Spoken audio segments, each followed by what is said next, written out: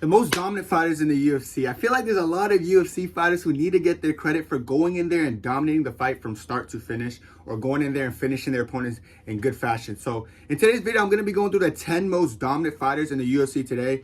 And I feel like you guys got to pay some respect to these fighters. And then some of these fighters you guys probably get 100% agree with, because they kind of just go in there and dominate. There's kind of no ifs, whats, or buts about it. So let's get into the top 10 most dominant fighters in the UFC today. Coming in at the number 10 spot, we got no other than Alex Pereira. I feel like Alex Pereira needs to be acknowledged as one of the most dominant fighters in the UFC right now.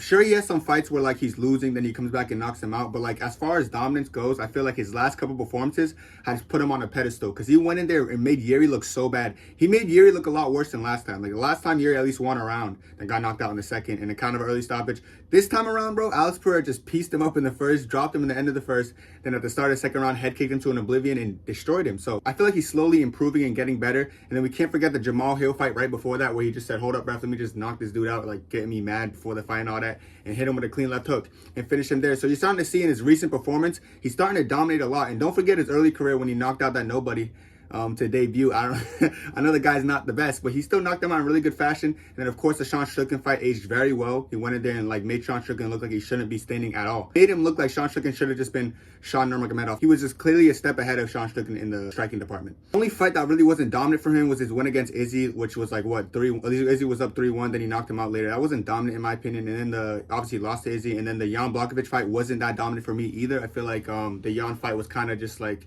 he kind of got the split decision but barely won. But other than that, you look at the rest of his career, most of the fights are dominant, so I got to give him respect in that sense. So Alex Pereira in the number 10 spot is pretty solid. Coming in at the number 9 spot, we got Magomed Ankalaev. So Magomed Ankalaev ahead of Alex Pereira. I know people in the comments are going to be upset. Like, what? How does that even make sense? When you actually look at Magomed's fights, you see he has a lot more dominant performances than Alex Pereira. Like I mentioned about Alex Pereira before, sometimes he's losing, then he comes back with a knockout like Yuri and Izzy. And he has that close fight with Jan Blachowicz. But with Ankalaev, what I've noticed is like his wins, he's dominating for majority of the fight. And he's beating him by UD or finishing him by knockout. There's a fight that was a draw. Obviously, that wasn't a win, but he drew with Jan, which wasn't a dominant performance, of course. But like other than that, you look at all his wins, they all been dominant. Even his only loss in the UFC, he was dominating Paul Craig until a submission. So when you really look at Ankalaev's career, bro, he's beating some good fighters. He destroyed Thiago Santos pretty comfortably. He beat Anthony Smith pretty comfortably and destroyed Johnny Walker. I know you guys are probably like, oh, who are these guys? But they're the top of the light heavyweight, and he has the longest unbeaten streak at the division too. So yeah, bro, Ankalaev's a dog, bro. I feel like he goes in there and dominates a lot. I feel like people don't want to give him respect because his next fight is probably Alex Pereira, who's a fan favorite, and everyone likes Alex Pereira, so they kind of hate on Ankalaev. But as far as dominance goes, you can't deny Ankalaev. I would say he's definitely more dominant than Alex Pereira right now. But we'll see what happens when they fight. This is how it's gonna go with their fight. Someone's either gonna get dominated, Pereira, or someone might get knocked out, and it could be Ankalaev or Pereira. So we'll find out how that fight goes. But I definitely would have my money on Ankalaev, because Ankalaev just seems to be the more dominant fighter as of right now in 2024. Next up on the list, I'm going to pay my respects to the heavyweights, and I'm going to go Jailton Almeida. And I know you guys will be like, but Jailton Almeida, he just lost against Curtis Blades. Yeah, one of the flukiest losses. All right, it's not a fluke. Let me stop coping. But when you look at Jailton Almeida, he was destroying him in the first round, took him down 9 times. A good wrestler, by the way. It's not like Curtis Blades is some kind of bum wrestler, but he took him down 9 times, was destroying him the first round. Then a lack of fight IQ led to him getting like elbowed in the while attempting to take down, which led to his demise. But other than that, you look at every other fight in his career, other than the Derek Lewis fight, where that was a one-sided dominant victory, every other fight is a finish by submissions, because he's going there and he's finishing the guys by submission or finishing them by grounded strikes. So Jailton Almeida is legit, bro. He has no fight that he wasn't dominant. There's not a single win on Jailton Almeida's career that wasn't dominant, so I got to give him respect there. I know he's all the way at the number 8 spot, and people are like, why is he on number 8? He should be higher. But I just feel like I want to see how he does against the higher competition and see how he dominates them. But yeah, he's just coming off a great victory as well. Another dominant finish. So yeah, Jailton Almeida is no joke. I feel like people are sleeping on him. He could definitely be a heavyweight champion. People don't understand this. Like, they think I'm crazy when I say this. Like, his skill grappling and wrestling in a division that's not very heavy in that, other than like Curtis Blades and Jones, he could dominate all these other guys. And we already saw that he's a way better grappler and wrestler than Curtis Blades, because he already fought him. But yeah, it just cleaned up his fight IQ a little bit. I don't think a single heavyweight on the planet is going to stop him. So yeah, Jailton Almeida is definitely the most dominant fighters in the UFC today, so I got to pay him respect. At the number 7 spot, I'm going to have Ilia Topuria. So Ilia Topuria, he's a champion right now. Of course, he's ran through everyone he went against. And he's 15-0, of course, so that's another feather in his hat. The only fight I feel like people will look at him like, oh, he wasn't really dominant, was the Jai Herbert fight. And then he followed up by brutally putting that guy down and putting him to sleep. So yeah, his performances are great. Like, he destroyed Bryce Mitchell and submitted him. That's a great wrestler and grappler that he submitted, because he's just so well diverse. He knocked out Volkanovski. Bald Volk went down. Bald Volk's a mythical character, and he went in there and just pieced him up and put him to sleep. And then, of course, the Josh Emmett fight, that 50-45, like, that was probably one of the best displays of boxing I've seen in the entirety of the UFC.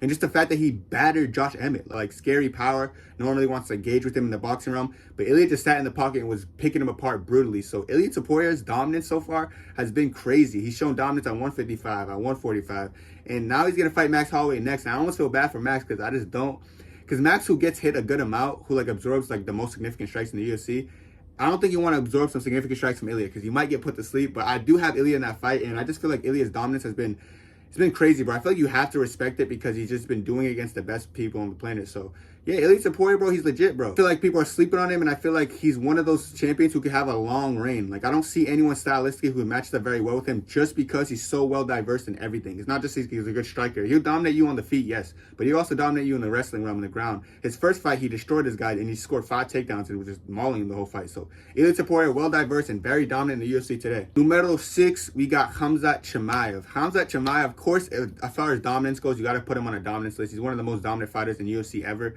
I feel like he just goes in there and just dominates people in really quick fashion, just really quickly. The reason I'm not putting him higher is because I'm kind of disciplining him for just not being active, bro. So be active, bro, and you'll be like number 1 on this list probably. But yeah, he has some great performances. Kevin Holland, a BJJ black belt. You would think that he would have some good submission defense and good grappling. And he did. Kevin Holland's wrestling defense actually surprised me in that fight. He was rolling with everything, but every time he would roll to get out, like Khamzat would just move with him and move with him. Like Khamzat just showed pure dominance in that fight and finished him very quickly in the first round. We've seen Khamzat put on some great performances against like GM3 where he brutally knocked him out. It doesn't matter if he's wrestling you or striking with you. He has the power to put you away. The only close fights he's ever had in his life, I guess you could say close, was his 2-1 victory over Gilbert Burns, and then the close fight with Kamaru Usman on short notice. But those are legit opponents at the time. Like at that time, Gilbert Burns' only loss was Kamaru Usman himself, who's one of the GOATs. And then against Kamaru Usman, of course, it's Kamaru Usman. So like that was a hard opponent. But other than that, you look at his whole record, you look at his resume, he's been dominant. He's been running through all these guys like they're nothing. It's almost like there's a significant skill gap between his wrestling and everyone. Even Kamaru Usman, the best defensive wrestler in UFC history, got embarrassed that fight.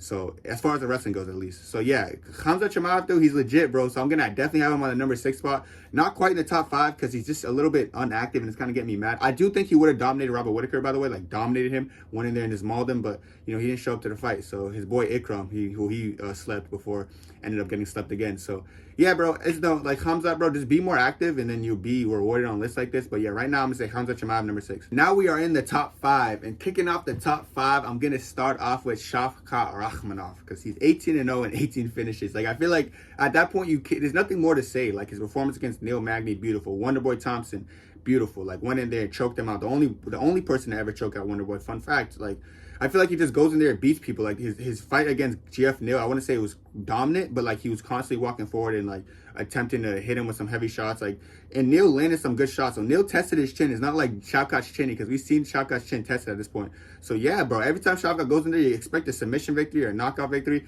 He's just very well diverse and he's very tough to beat and he's very aggressive. A lot of coaches and people say don't chase the finish. I feel like he's constantly chasing the finish, which might be a bad habit if he runs into someone like a Usman, like with good endurance or like who's just tough to break. What he usually does is just use his pace to break people and just dominate them. So I feel like I got to give respect to Shavkat for having 18 fights, 18 finishes and just running through everyone in the UFC so far. So yeah, I'm excited to see what they have next for him. Hopefully Ian Gary, because I do think he will destroy Ian Gary. And I saw Ian Gary call for that fight, even though he deep down does not want it. After he just struggled with MVP and turned into like a Nurmagomedov. If Ian Gary struggles with Shavkat on the feet, he's not going to wrestle Shavkat. Just not going to work. He's going to get submitted very quickly. So his dominance just has to be respected. Coming in at the number 4 spot, we got Tom Aspinall. So Tom Aspinall, like, bro, every single win has been impressive for him, I feel like. Like, his one loss in the UFC really wasn't a loss. He got injured. But Sergey, Spivak, Volkov, Tybura, all these guys are finished in the first round by Tom Aspinall. That's how legit he is. And these are legit heavyweights, dude. Like, those heavyweights I named, they're like the best of the best. And Tom Aspinall just going in there and submitting them, knocking them out, just finishing them in brutal fashion. That just shows how good Tom Aspinall really is. Like, you really got to understand that Tom Aspinall's like, he's levels above these heavyweights in a sense. And next he has Curtis Blades, of course, who just had a interesting win against Jailton Almeida, where he kind of got dominated. And I just see Tom Aspinall doing something great. My big question mark for Aspinall, as we saw with Sergey, like, when Sergey gets out the first round, it's like, it's clipped, bro. It's kind of over. Like, what's Aspinall going to look like outside his first 2 rounds? Like, is he going to slow down? It's a 5-round fight because he's a champion. Like, we don't know. But as far as right now, to say he's not dominant is just crazy. He goes in there and all his wins are dominant performances. Never went the distance in the UFC. He just goes in there and he mauls you, he submits you, he knocks you out. He's very well diverse and well-rounded, so We'll see how Curtis Blades does. Curtis Blades definitely going to show him a different look with a heavy wrestling style, but like I said, we'll see. But right now, as of right now, I'll say Tom Aspinall's the top 4 most dominant fighter in the UFC today. Coming in at the number 3 spot, this was tough. The top 3 is very tough to place, but I'm gonna say number 3 spot is Belal Muhammad. I think Belal Muhammad is one of the most dominant fighters in the UFC, if not the most. Like, Belal goes in there, and since 2019, he's been beating all these guys by either unanimous decision, like all unanimous, or a finish by knockout or submission. So he's very talented and well-diverse.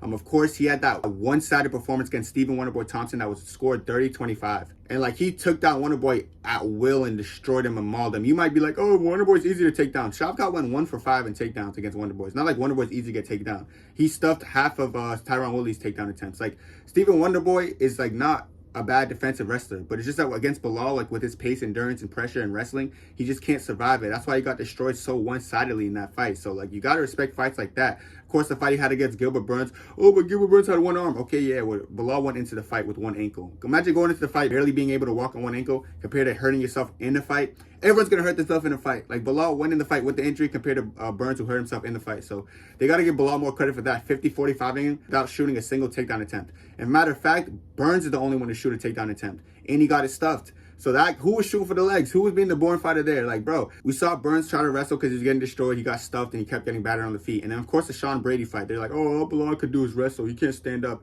Well, in his last 2 fights, he shot 0 takedown attempts. And he also TKO'd Sean Brady in the 2nd round. So his pace, his pressure, his wrestling, it breaks people. Of course, his Vicente Luque 49-46 dominant performance. Like, I'm saying, like, something about Belal that people don't want to respect is that he's very dominant and very talented, but they don't want to give him credit because they just don't like him for, like, some reason. Just because it's a trend to, like, not like Belal. Oh, it's a trend, so I hate Belal too. You know what I'm saying? But other than that, bro, this doesn't make sense to me. So, yeah, Belal Muhammad is one of the most dominant fighters in the UFC. He could definitely be high on this list. I just put him number 3 just because the top 2 are pretty legit. But, yeah, Belal Muhammad, definitely top 3. Now we're in the top 2. For the number 2 spot, I'm going to go Islam Makhachev. Islam Makhachev, of course, is going to be one of the most dominant fighters in the UFC today. Like, Islam Makhachev, he goes in there, he dominates his opponents. No matter who's in front of him. Doesn't matter if you're riding an 11-fight win streak like Charles Oliveira, pound for pound number 3. Doesn't matter, bro. He's going to go in there, he's going to drop you, he's going to choke you out within 2 rounds. That's how easy it is for him. He's going to dominate you the first, and he's going to choke you out in the second. Doesn't matter if you're Charles with the best BJJ, he's going to choke you out. He's going to show you who has the best submission. Doesn't matter if you're Dustin Poirier, or if you don't stuff my takedowns, I'm going to knock you out. No, you can stuff my takedowns. I'm just going to piece you up on the feet and destroy you and make you look bad on the feet because I'm a better striker than you. Look at the Volkanovski fight. I'm going to 4-1 you in the first fight, and if you want to run it back on short notice because you feel like you're a little small, tough guy, then come, brother, let's go. I'm going to just head kick you and put you to sleep, and then people are going to make excuses for you saying, oh, but it was short notice. Islam is that guy. Islam goes in there, he dominates everyone. Of course, his dominant performance against Bobby Green, Drew Dober. We could go back if we want. Like, every single fight he's had in the UFC has been pretty dominant for me. Yes, he had a fight where he bleeds. The thing about Islam, like, if he has a close fight where people think is a close fight, which is a 4-1 victory over Volk, that's considered a close fight just because people are going to look at that performance and say, oh, he bled for the first time, or he didn't just go in there and dominate so easily. So I guess it might have been still dominant, but it wasn't as dominant. Yeah, like, the truth is, he hasn't really had a close fight yet. Like, the Dustin Poirier fight was a 5-0 shutout, and he just choked him out in the 5th. And then the Volkanovski fight, he was just 4-1, but he had a moment in the 5th round, so everyone captured that moment in the 5th round. It's like, oh my god, it was so good. Truth of the matter is, I've never seen Islam Makhachev get dominated ever. So, like, yes, he got knocked out very early in his career. That doesn't mean anything. He was just a flash knockout. No one got dominated in that fight. But as far as all his wins, he's been dominating since start to finish of his career. He could easily be number 1 in this list, but I'll go for number 2 just because I'm going to pay respects to the guy I put number 1. But yeah, Islam Makhachev is legit. He's the face, and stop playing with my boy, bro. He's really him. And coming in at the numero uno spot, the number 1 spot, Merab Dvalishvili. Merab goes in there and dominates your favorite fighters, bro. He started the UFC going 0-2, and he was about to get cut. He was in jeopardy of getting cut, and ever since then, straight UD victories. He don't care about no split decisions. He's gonna go in there and he's gonna make himself be heard. Like, he's gonna go in there, he's gonna dominate you.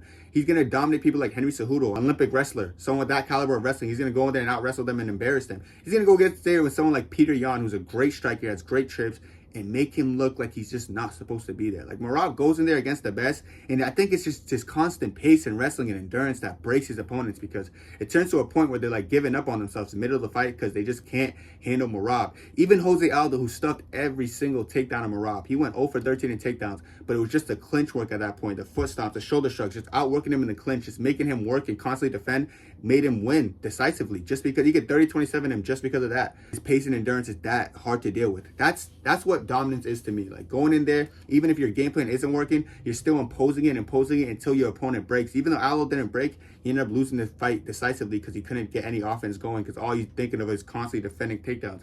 So Merab, bro, first of all, great resume. First, like, we don't understand. I feel like that's one of the most underrated resumes at bantamweight. Like, he's beaten all the best and dominated them. Like, it's not like they're close fights. It's not like, oh, they're playing patty cake. No, he's going in there, he's dominated them. So I got to give Merab his credit. Merab is the most dominant fighter in the UFC today. I will say him and Islam are interchangeable. So if anyone like says, oh, I want to switch him and Islam, go for it.